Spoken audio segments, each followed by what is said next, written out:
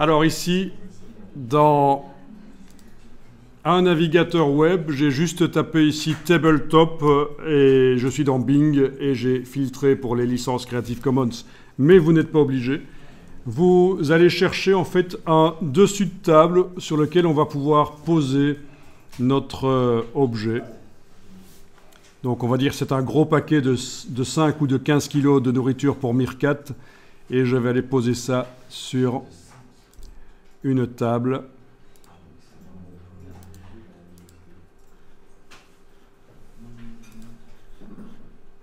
On pourrait bien sûr faire sa propre photo.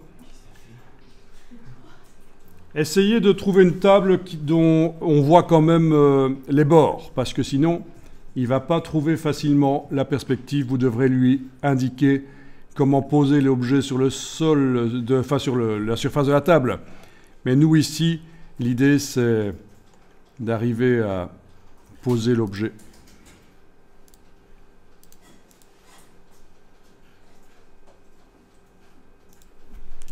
Bien, alors quand vous avez vos tables, on peut faire des premiers tests dans Dimension. Vous allez faire Fichier, Importer, Image en tant qu'arrière-plan. Fichier, Importer, Image en tant qu'arrière-plan. Je vais tester avec cette table pourrie ici. Voilà. Et alors, on doit demander Adapter à l'image. Dans les actions, ça c'est quand l'objet n'est pas sélectionné et que par contre, l'arrière-plan, lui, est sélectionné. Donc, vous voyez, l'objet n'est pas sélectionné. C'est l'arrière-plan qui est sélectionné. Et je demande Adapter à l'image. Et je clique sur OK et ça va calculer l'éclairage et la perspective. Voilà. Vous voyez, je ne sais pas si vous voyez, mais en fait, l'éclairage a changé un peu sur le... Il a déduit l'éclairage de la scène. On peut aller dans le menu Affichage et désactiver la grille, parce que la grille est toujours visible. Voilà, là, elle n'est pas visible. On peut sélectionner l'objet et avec le bouton droit et la touche Shift enfoncée 2 fois, on arrive à tourner l'objet sur lui-même.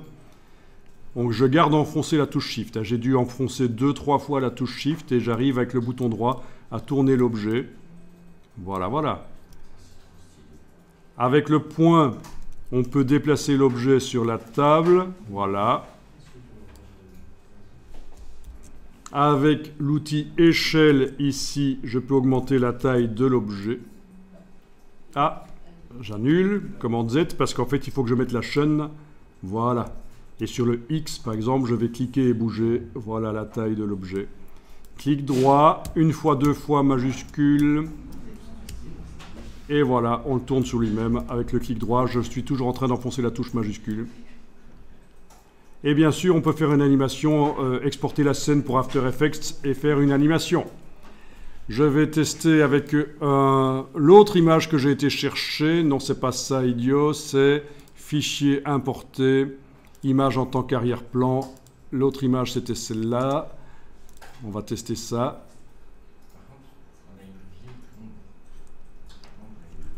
Adapter à l'image, je vais cliquer. OK. Ah, il n'a pas trouvé la perspective, là. Il y a de l'IA dedans pour trouver la perspective. Là, je suis obligé, avec la touche, avec le bouton droit de la souris, de trouver l'angle pour poser sur la table, manuellement.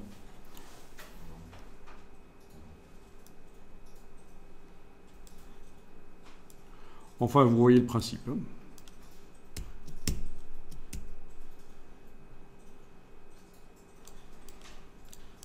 Il faut trouver les bonnes photos et vous pouvez simuler l'implantation de l'objet dans... Donc, voilà. Ce n'est pas la meilleure photo ici, je pense, ce n'est pas l'idéal.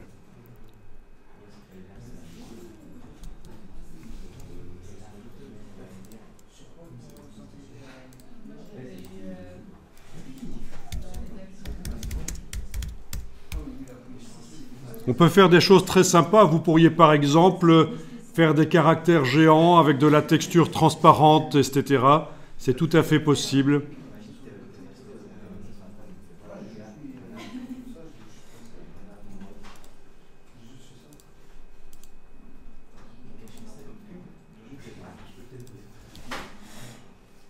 Donc au niveau créatif, au niveau, je veux dire, artistique, on peut faire des choses. Vous pouvez faire comme si les gens étaient à côté de caractères géants. Vous voyez comme on voit parfois dans les villes, on se photographie à côté du nom de la ville, écrit en grand. Mais vous pourriez écrire votre prénom et puis vous avez quelqu'un qui est à côté. Très drôle. Ok, je clique sur... Je sélectionne l'arrière-plan. Adapter à l'image. Ok. Là aussi, la perspective, il n'a pas trouvé. Par contre, la lumière, il l'a changé. Ok, je mets l'objet comme ça. Voilà. Je le déplace. Mais attendez, vous n'avez rien vu, hein, parce que je n'ai pas le temps de vous montrer la réalité augmentée, mais elle est très facile à faire, la réalité augmentée. On peut très bien, avec une tablette, filmer la réalité. On a l'impression que l'objet est posé sur une table. C'est extrêmement facile à faire.